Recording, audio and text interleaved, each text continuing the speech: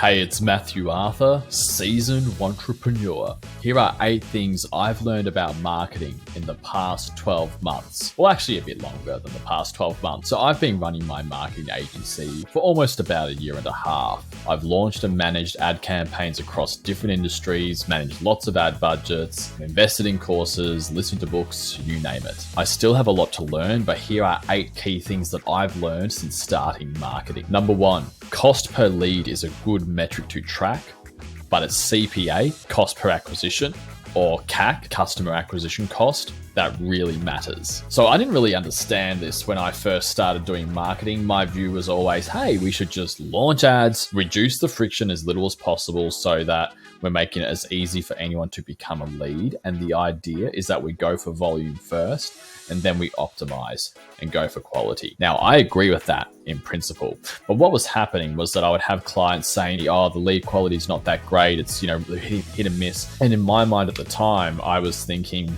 well, the reason you're getting the leads that you are having good conversations with is because we have reduced the friction. And there is a bit of truth to that.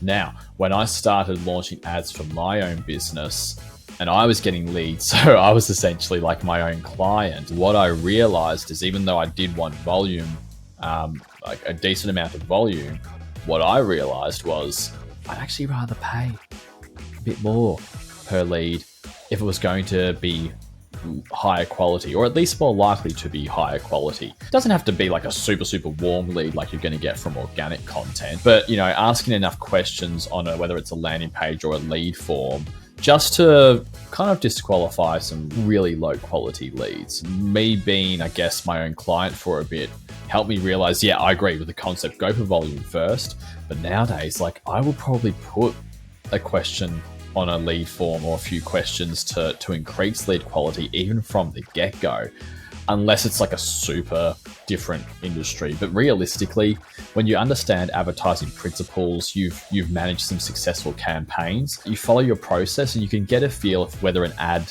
is likely to work or not. If you know what you're doing and you know how to advertise, I think you can add some questions on the form to increase quality a bit. And at the end of the day, the cost per lead isn't what matters. I'd rather pay, as an example, I'd rather pay $20, $30 per lead for like a good quality lead than $2 per lead, but maybe 8. Or let's say maybe 4, I should say, or 5, whatever, are not the best quality. The second thing I've learned is advertising doesn't have to be complicated. You just need to focus on the right things. Now, if you've never done advertising, here's a simple 3-step formula that you can do for meta ads, which is probably going to increase your likelihood of having success in your advertising campaigns compared to anything else. Again, this is if you're junior at this and not advanced and you just want something that's likely to work. Here's the 3-step formula. Step 1, call out your audience. That is, address your audience. As an example, if you're in real estate, attention property investors. And there's other ways you can do this. There are ways you can call them out by saying something that's only going to stand out to your specific target audience. Sometimes that looks a bit fresher. It can work even better sometimes. Again, if you just use this formula, I can almost guarantee you'll get leads. So step 1, call out your audience. Step 2, provide value. So provide some sort of offer. It could be something like access rare off-market properties. If you're a seller's agent, it could be something along the lines of get your free, no obligation home valuation. Step 3, a call to action. So the stock standard is click learn more to get on the list, or click learn more to get your free home valuation, or click get offer, you could, whatever it is. Basically, you have to tell your leads what to do next. You essentially have to capture their attention by saying, hey, you, yes, you. Step 2, provide the value. This is what we can do. Pretty cool, huh? Step 3, this is what you need to do next if you want to explore the value. That's not super advanced advertising. But then again, it kind of is, as much as a lot of people don't know it, so they waste so much money on ads. But that's a simple thing you can do that's going to help you get some leads. And there's always more techniques and more stuff that can be done. And absolutely, you should be trying those things, especially if you're managing lots of ad budgets and you've got reason to try things out. Hey, I read about this technique, or this could make sense because X, Y, Z, or I feel that there's a good chance this would resonate with this specific audience. And you can test when you're managing multiple or big ad budget. But at the end of the day, if you're not really sure, like let's say you got a small budget or you're not really sure what you're doing just yet, simple, just is more likely to work better than fancy stuff. The third thing I've learned is that the purpose of advertising is to drive sales, not to be creative, not to make up some fancy things, not to come up with this design so that your client goes, oh, that is so cool, it looks so cool. The purpose of marketing or the purpose of advertising is to drive sales. That's it. So the way you can apply this is that if you have a very ad that looks really boring, but it gets results, that's what you want to keep doing compared to the ad that maybe you spent 5 hours designing and looks really flashy, but it actually doesn't resonate with the target audience. We don't care about what you did, what you think looks nice. It all comes down to driving sales. So it comes down to what resonates with the target audience and gets them to take action that results in money, that results in profit for the business running the ads. The fourth thing I've learned is that soft messaging, like mediocre messaging, does not work. If you don't want to make big and bold claims, obviously that you can do in good conscience, or you don't want to put an offer out there that's extremely good. If you just want to put out some stock standard ad that's really safe for a really, a service that's just really safe for you as well, be prepared to waste lots of money in your ad budget. Soft messaging does not work. You have to provide a good offer. If the offer is not good, your ads won't work, at least in my experience. 5, if you read, you'll find it is proven that long copy outperforms short copy. The studies say that long copy does better than short copy. Copy being the amount of text on your landing page, on your ad, whatever you want to call it. The stats say that the long copy, the long form, outperforms the short form. However, what I would say, at least what I've learned, is that it's more effective to have good short copy than it is to have not so good or bad long copy. Based on the ads that I've run, I find sometimes the shortest copy outperforms the longer ones. That could probably just mean that the long copy wasn't good enough. But if you think about it, if long copy needs to be really good, it's harder, right? But if short copy, you just need to get 1 or 2 or 3, whatever lines it is, and make it look good. And based on what I've ran so far, typically the short copy does better than the long copy. Now, does that just mean that I'm not good enough to actually make long copy as good that it outperforms short copy? The answer is potentially, and I'll be interested to see what the future looks like around that in my ads that I design. There's nothing wrong with doing long copy, but one thing I would say is if you have read that long copy outperforms short copy and you're new to advertising and you're just trying to do something for your business, it's a bad idea to go straight for long copy just because you read it outperform short copy. If you're going to do long copy, definitely test both and make a really short form copy as well. And you may be surprised that the short form one makes you more money. The 6th thing I've learned is that marketing, advertising, lead generation, whatever you want to call it, it's a super important part of a business, like the business's client acquisition arm.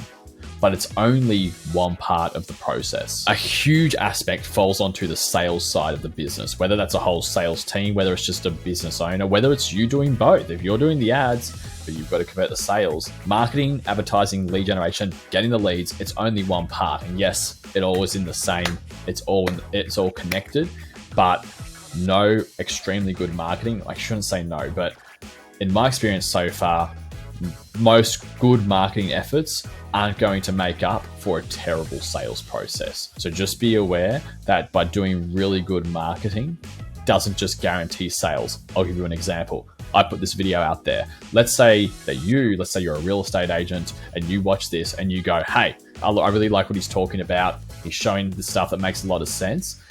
Why don't I just book a call with his business and see if they can help me? Now that's a form of me doing this video, organic marketing. Let's say you do that. Now, if you hop on a call with me or one of the people helping me out and we are terrible on the phones, your likelihood of proceeding with the sale, let's say you're proceeding with going with us, is going to be a lot lower than if we have a sales process that is much better and makes sense. They say, 10% of people are just always going to buy. 10% are never going to buy, and then it's the 80% in between. Now, it's the 80% in between that you would need to focus on skill and all that stuff to actually make the sales. You will lose a lot of opportunity if you just focus on marketing but totally neglect the sales part and expect marketing to kind of make sales for you. That is not how it works. Client acquisition is a mix of both marketing or advertising and sales. You can't replace it. You can't expect advertising to really make up for a terrible sales process. The 7th thing I've learned is to test, and test more and keep testing and never stop testing. Learning the theory behind advertising, I found personally to be super important. Going to courses, seeing how other people do it, seeing winning ads, I think is incredible and is extremely valuable. And is actually one of the ways that I've been able to get inspiration and then get my skill and knowledge up to the point where I can generally just design an ad relatively quickly and it just gets leads. But you will never know really how good your ad designs are until you put them out there to the market and test them. And also it's the testing, like the mix of theory, knowledge, experience, and testing is what gets good results. So as an example, I could put out 2 different ad designs that are actually both good, but then I find that one outperforms the other one. The only way I could ever know that is by testing. So what I can then do is the ad that didn't work as well, I shut it off. I take the winning ad, I keep that there, but let's say I duplicate that ad and make a little variation. And then again, I will test and see which one outperforms. It's kind of like a tournament sort of system. I can use advertising principles, my experience, theory, whatever you want to call it. But at the end of the day, you don't know what's actually going to work or how good it's going to work until you put it out there. And when you put it out there and it works, don't get complacent, test some more. Have a process where you're constantly improving, constantly finding winning ads and constantly refining the winning ads. And the 8th thing I've learned is to not hesitate on cutting ads if they're not working. This happened recently for a client I'm working with. I designed a heap of ads. One of them actually was a video ad that took me about 2 to 3 hours to design, not because it was like a super intense, challenging thing to design, but because there was one effect that I wanted to use that I had to use a tutorial for, and I had to figure out the video editing system. Like I hadn't used the effect before, so it took me longer than if I had used it. So I spent hours designing this video ad, and I ran the video ad alongside some really simple image ads as well. Based on the numbers, in 3 days, I just cut the video ad out. The data was clear. The video ad wasn't working as well as the others. You got to be ruthless. It doesn't matter how much effort or time you spend on something when it comes to advertising. When you put it out there, it's the numbers that talk. And if the numbers say that it's not working, you listen to the numbers, shut it off, and focus on what is working, and then iterate from there. Remember, the business world doesn't care about how much effort and time you put into something. It only cares about results. It's just that generally, to get results, you've just got to keep constantly putting time and effort.